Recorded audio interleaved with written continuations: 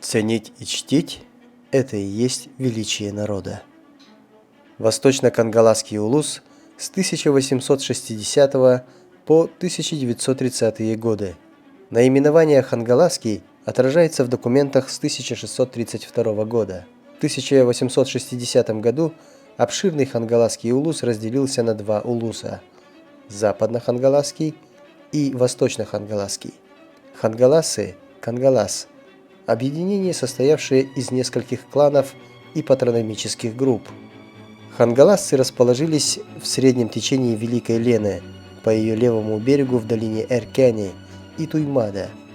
Эркяни в то время протянулась между Покровским и Табагинским мысами на 50 километров.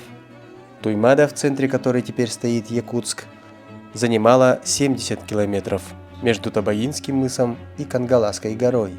Эти живописные долины с древнейших времен украшали прекрасные поля, луга и земляничные поляны, лиственные леса, сосновые боры и озера.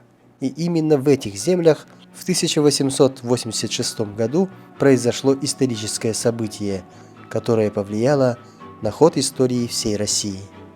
Первый глава Восточно-Хангаласского улуса Николай Васильевич Данилов, Роскоттах Кулуба, с 1849 года вел кропотливую и сложную работу по разделению Хангаласского улуса на две части, которая требовала больших финансовых затрат. Причиной явились огромная территория, сезонная дорога, несвоевременная доставка важных документов, сложность в управлении. В 1860 году Хангаласский улус разделили на западный с 19 наслегами и восточно-хангаласский с 12 наслегами. В 1930 году постановлением ЯЦИК о районировании территория Восточно-Хангаласского улуса разделена на 4 района: Мегино-Хангаласский, Амгинский, Западно-Хангаласский, Алданский, в целях образования экономически однородных районов. Каждый служил на своем посту и в этом служении видел смысл своей жизни. Люди чести, графы Игнатьевы. Игнатьевы, Павловичи, Николаевичи, Алексеевичи, Владимировичи, Леонидовичи, российские государственные и военные деятели, потомственные генералы, достойно вписавшие в историю России свои имена. Род Игнатьевых не уступал царскому роду Романовых. Родословная наших героев растянулась длиною в 7 столетий, восходя к черниговскому боярину, переехавшему в Москву. Старший сын его стал митрополитом Алексием, заменил отца рано осиротевшему князю Дмитрию Донскому и правил московским княжеством в середине XIV века. А с XVI века род Игнатьевых шел по военной линии. Итак, знакомимся. Павел Николаевич Игнатьев родился 18 июня 1797 года в Санкт-Петербурге.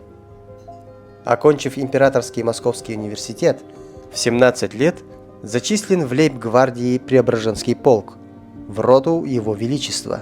Герой Отечественной войны 1812 года. 17-летним в 1814 году в чине прапорщика Павел Игнатьев нес полковое знамя во время церемониального марша русских войск в Париже.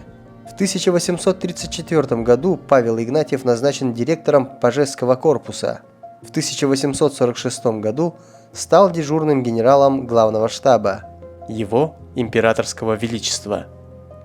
Еще через 2 года избран почетным членом медико-хирургической академии. Позднее стал почетным членом Московского университета в Императорской академии наук.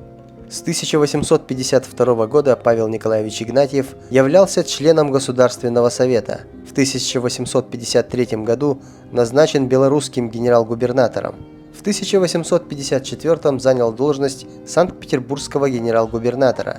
С 1855 года состоял членом, а в 1859 году стал председателем Попечительского совета заведений общественного презрения в Санкт-Петербурге. Получил звание генерала от инфантерии. В 1872 году Павел Николаевич стал председателем Комитета министров. 12 декабря 1877 года возведен в графское достоинство с правом наследования. 1 января 1880 года Павел Николаевич отправил прощальное письмо императору и в тот же день скончался в возрасте 82 лет. Похоронен под церковью Святого Сергия Троице-Сергиевой пустыни. Сыновья его, Николай и Алексей, родились с разницей в 10 лет. Оба блестяще окончили сначала Пажесский корпус, затем Военную имперскую академию. Впоследствии одинаково славно служили Отечеству и чести его не посрамили. Николай Павлович, старший сын Павла Николаевича, родился в 1832 году.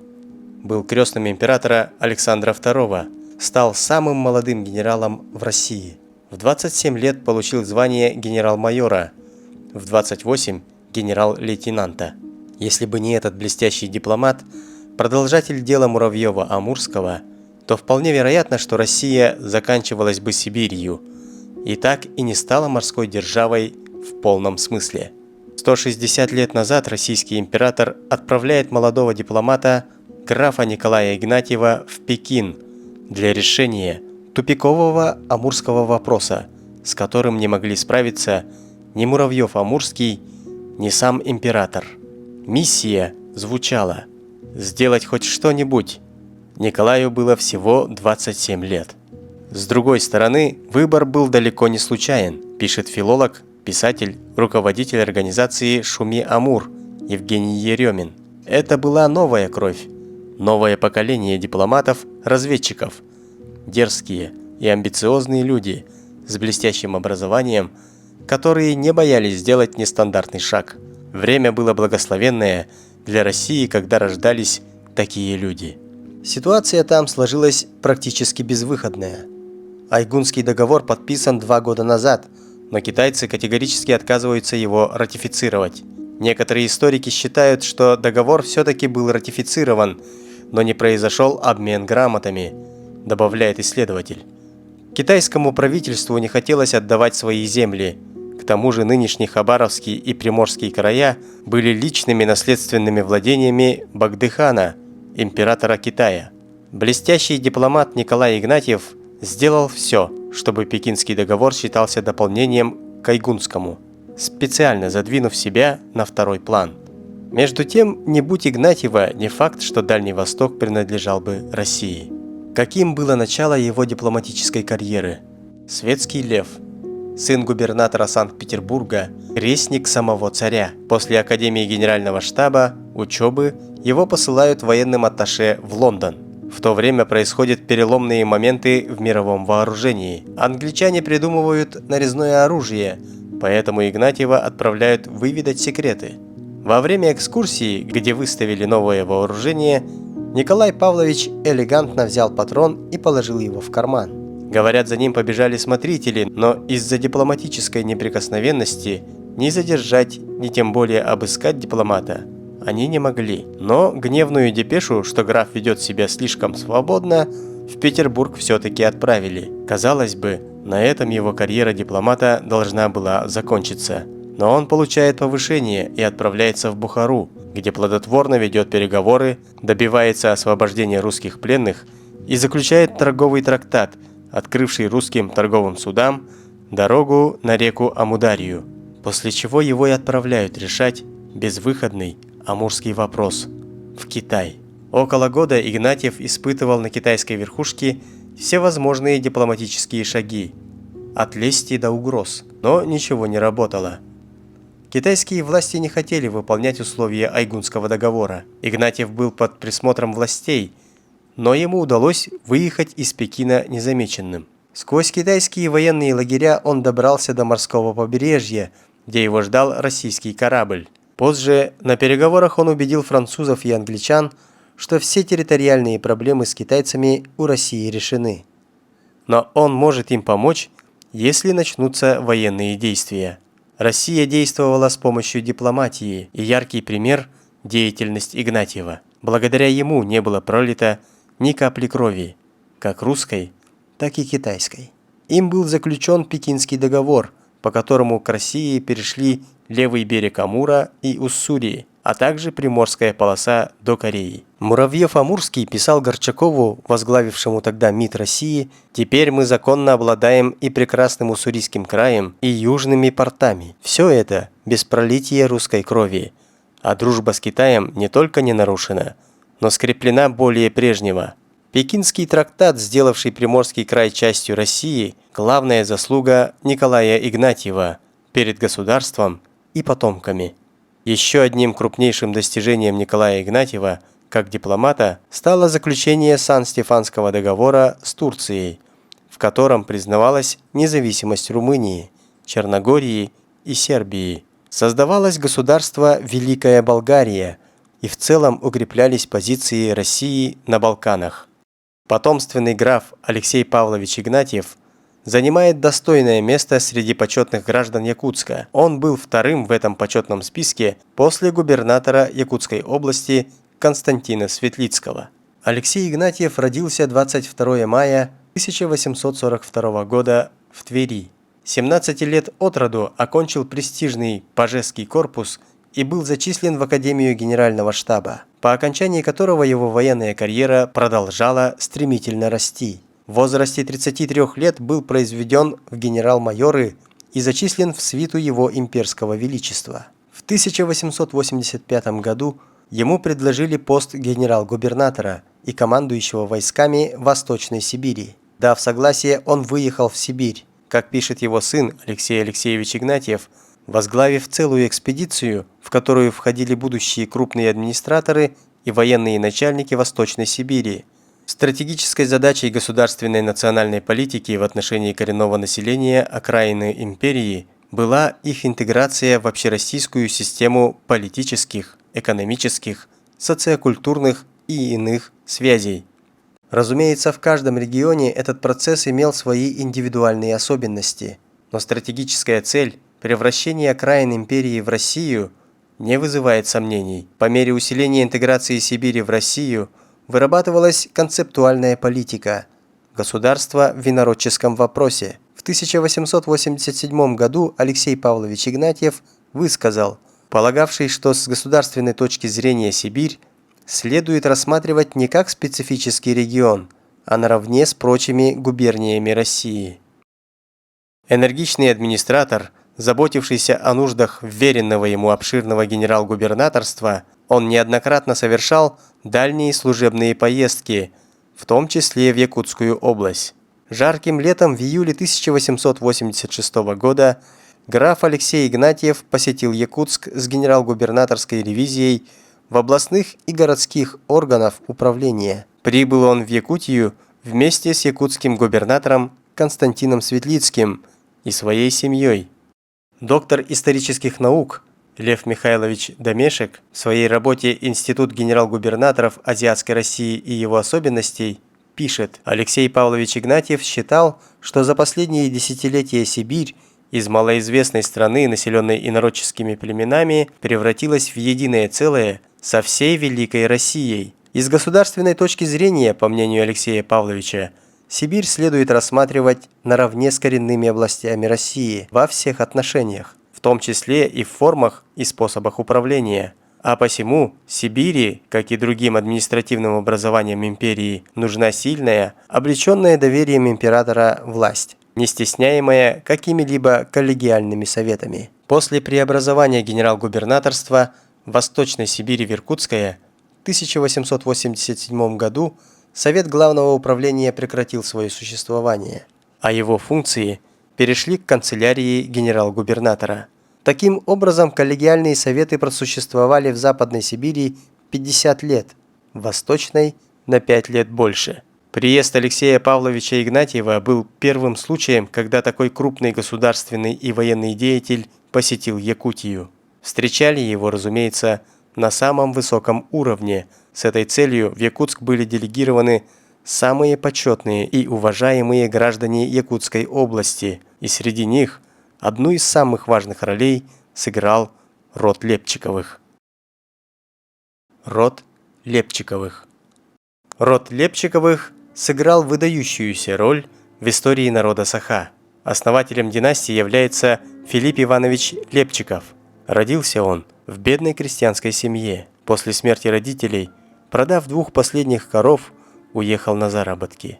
Филипп был неграмотен, но предприимчив и сметлив. Вскоре он начал заниматься предпринимательской деятельностью. В 1852 году вступил в должность старосты Наслега и занимал ее в течение 22 лет. Служил в должности кандидата головы, затем головой Улуса с 1861 по 1872 годы.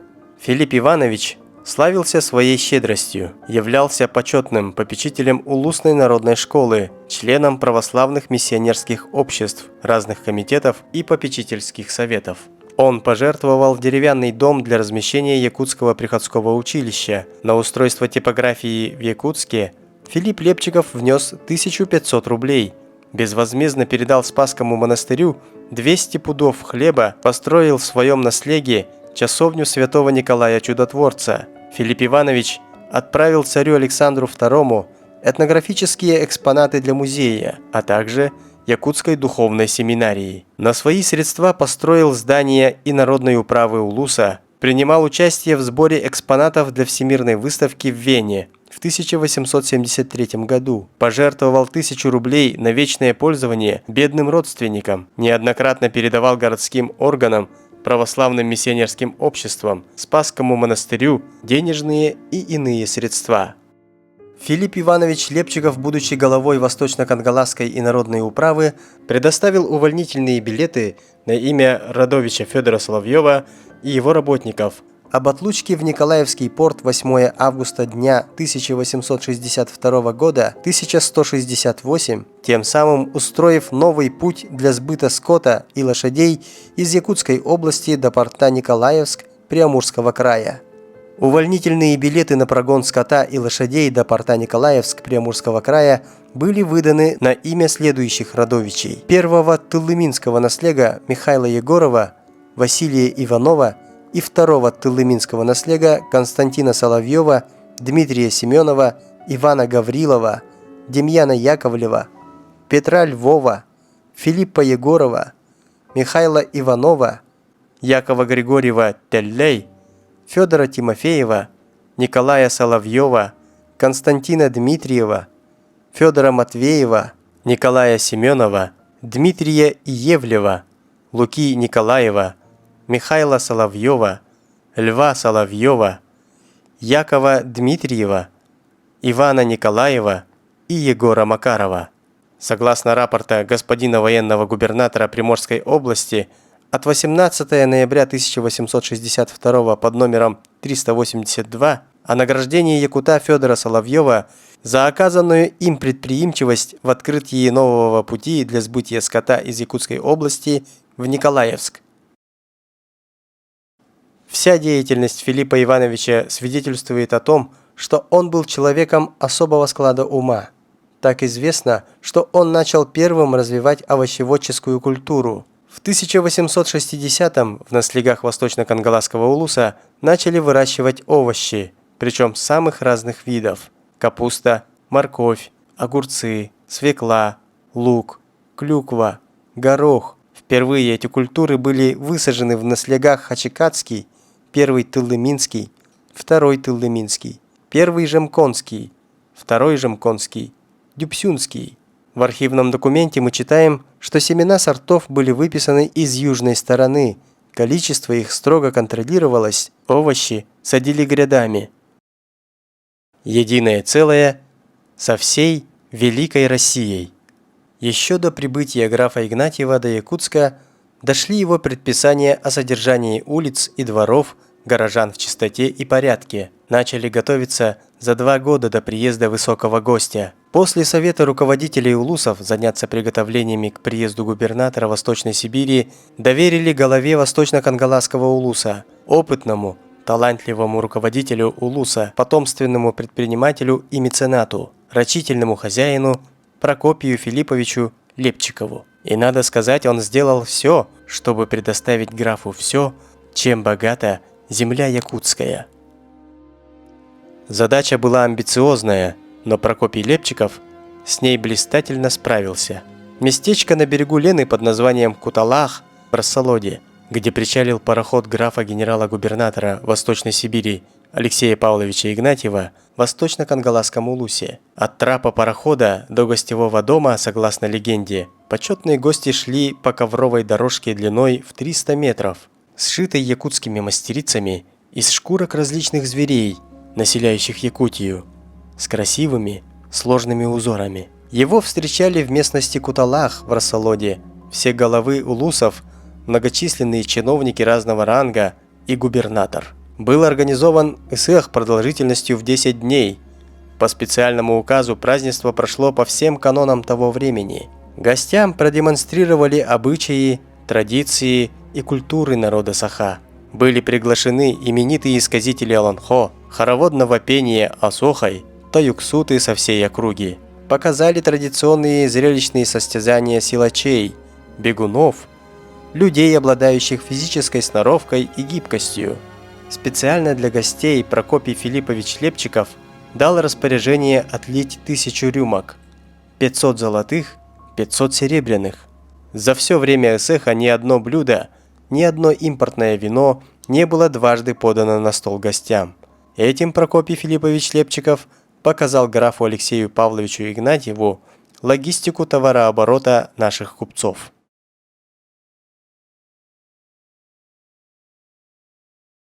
Посетив усадьбу Лепчиковых, очевидно из-за его великолепия, граф Алексей Павлович назвал усадьбу дворянским гнездом.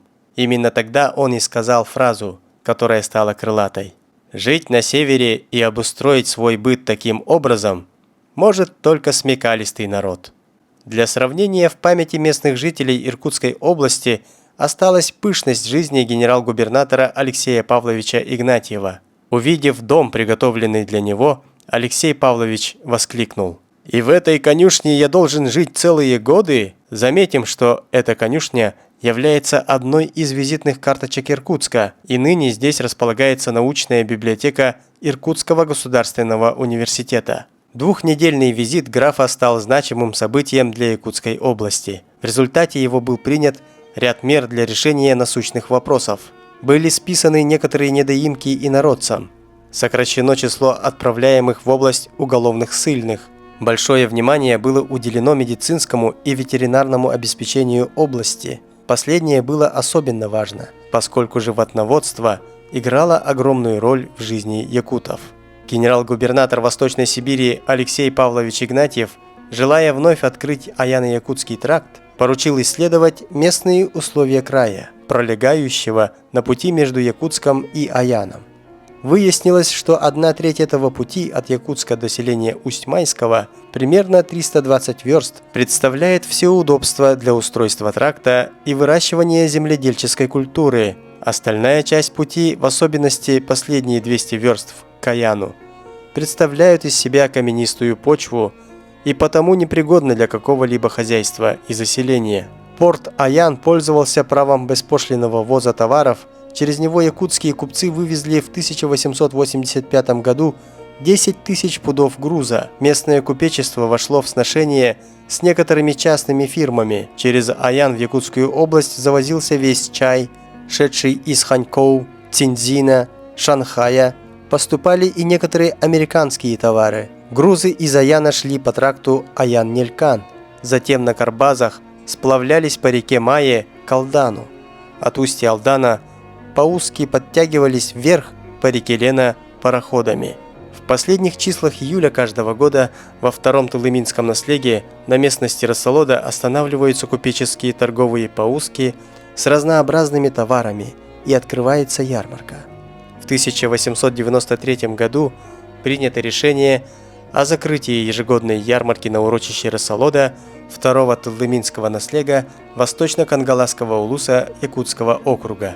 Проявил Алексей Павлович интерес и к развитию земледелия в крае. Он обратился с просьбой к губернатору Якутской области Константину Светлицкому о высылке семенного зерна пшеницы, ярицы и ячменя, собранных скопцами мархинского селения Якутского округа для опытного выращивания в Иркутской губернии.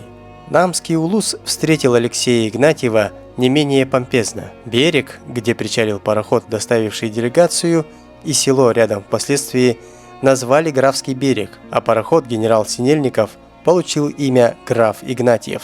Живет в народе легенда, что в ходе визита граф захотел пообщаться с простым народом, и один из инородцев пожаловался ему на притеснение со стороны местных тайонов, за что генерал-губернатор сделал выговор главе села Сивцеву. От потрясения последний в тот же день умер. Сразу же по отъезду графа глава Батурусского улуса по имени Якутов обратился к губернатору Якутской области с ходатайством об учреждении памяти о посещении Якутии генерал-губернатором Восточной Сибири стипендии имени графа Игнатьева в Якутской мужской прогимназии. На эти цели было пожертвовано 600 рублей. Граф выразил благодарность жителям Якутии, но отказался утверждать ходатайство об учреждении стипендии его имени и попросил вручать проценты от собранной суммы самым бедным ученикам прогимназии. 5 ноября 1887 года Якутская городская дума приняла решение об избрании графа Алексея Павловича Игнатьева почетным гражданином города, но сам граф посчитал это решение некорректным, так как был непосредственным начальником якутских ходатаев. Лишь через 3 года после его назначения киевским, подольским и волынским генерал-губернатором гласные депутаты Якутской городской думы вторично подняли этот вопрос, и 25 октября 1890 года царским указом ходатайство якутян об избрании графа Игнатьева почетным гражданином города было удовлетворено. По воспоминаниям сына графа, советского генерала Алексея Алексеевича Игнатьева,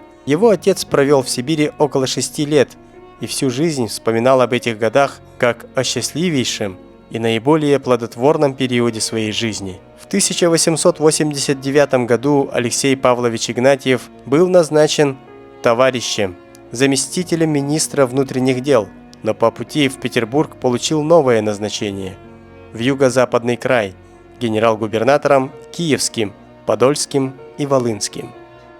Местность Куталах, где встречали графа Алексея Павловича Игнатьева в наши дни. В 2021 году, в год 135-летия этого события, здесь был установлен комплекс «Единое целое со всей великой Россией». Иркутский генерал-губернатор Александр Дмитриевич Горемыкин приезжал в Якутск дважды. В 1890-м первый визит случился 3 июля 1890 года в Якутск на пароходе генерал Синельников. Генерал-губернатор подвергнул ревизии местные учреждения: областное правление, окружной суд, городские полицейские управления, почтовую контору, городскую и мещанскую управы, сиротский суд и учебные заведения. Был произведен осмотр якутской местной команды казачьего городового полка. Посетил губернатор гражданскую больницу, тюремный замок, местный музей и сельскохозяйственную ферму в 5 верстах от города. Присутствовал с семейством на божественной литургии в соборе, в Никольской церкви и реальном училище. По приглашению жителей побывал с семейством в Мархинском скопческом селении. В июле-августе 1897 года Александр Дмитриевич посетил Якутск второй раз. Чем было вызвано это второе посещение генерал-губернатором города, архивные источники не сообщают. Возможно, он прибыл в Якутск с частным визитом по приглашению Прокопия Филипповича Лепчикова. В то время Прокопий Филиппович занимал пост главы Восточно-Кангаласского улуса.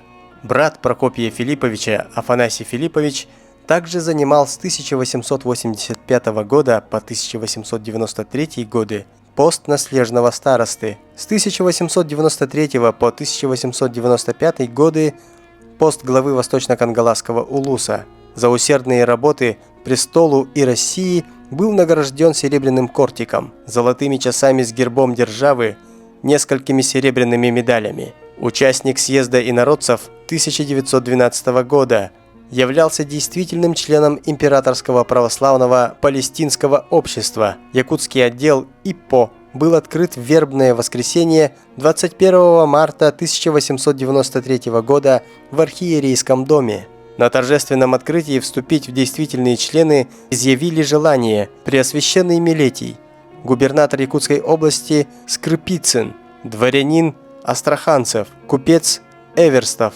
кангаласский инородческий голова Афанасий Филиппович Лепчиков.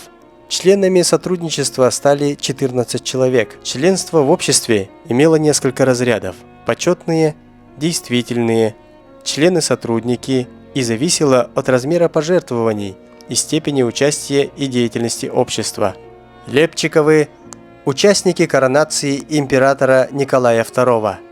На снимке с коронацией императора Николая II 14 мая 1896 года запечатлены представители сибирской депутации, глава Восточно-Кангаласского улуса меценат Прокопий Филиппович Лепчиков, предводитель якутской интеллигенции начала XX века, ученый, писатель, зачинатель якутской литературы и театра Василий Васильевич Никифоров, Кюльмнюрь, общественно-политический деятель, зачинатель мелиорации и музейного дела в Якутии Петр Алексеевич Афанасьев, Бетюрюся. Редкую фотографию, которую до сегодняшнего дня нигде официально не обнародовали, обнаружил в фонде музея-заповедника Мелихова краевед, специалист экспозиционного отдела музея и Центра Хомуса народов мира Станислав Афанасьев.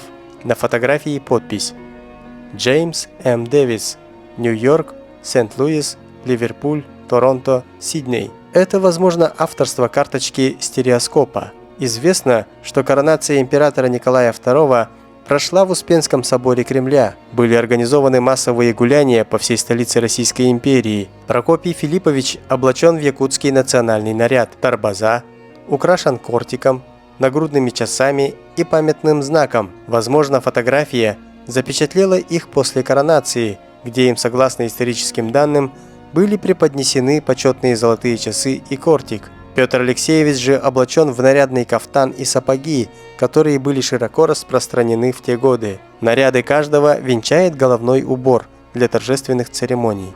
Сохранилось письмо Прокопия Лепчикова графу Игнатьеву, написанное после коронации. «Ваше сиятельство, милостивый государь Алексей Павлович, первым долгом имею честь засвидетельствовать вашему сиятельству семейством доброго здоровья и многолетия благотворной жизни. Я со своей семьей из Москвы возвратился на родину в Якутск благополучно. Живем по-старому без изменений. Особо выдающихся новостей у нас в Якутске никаких нет, кроме лишь введений с 1 июля сего года судебной реформы императора Александра II. Этим моим письмом я основываюсь напомнить вашему сиятельству о вашем обещании в городе Москве в прошлом году относительно представить мне вашей фотографической карточки, которой до сего времени не получив. Глубоко созданный в памяти благосклонное внимание вашего сиятельства, выданное мне вами в городе Москве в 1896 году, а также искренне почитаю светлую личность вашего сиятельства. Мне всего бы очень приятно иметь вашу фотографию в моем доме, как воспоминание счастливой моей встречи в Москве с особою вашего сиятельства. Питая себя надеждою, что важность мне отказана не будет, остаюсь с истинным почтением вашего сиятельства покорнейшим слугою. Печать Прокопий Филиппович Лепчиков. 8 августа 1897 года. Якутск. Истинная любовь к родине. Путь русского офицера 50 лет в строю. Внук Павла Николаевича и сын Алексея Павловича Игнатьевых, Алексей Алексеевич Игнатьев, военный разведчик, полковник царской армии, генерал РККА, инициатор возвращения погон в Красную армию в годы Великой Отечественной войны 1941-45 и возвращения кадетских корпусов и суворовских училищ, названный Красным графом за то, что перешел на сторону советской власти. Октябрьскую революцию он встретил в Париже, где занимался размещением военных заказов России. В этой ситуации он оказался единственным человеком, который мог распоряжаться государственным счетом России в банке Банк де Франс, предназначенным для закупки новейших образцов вооружения.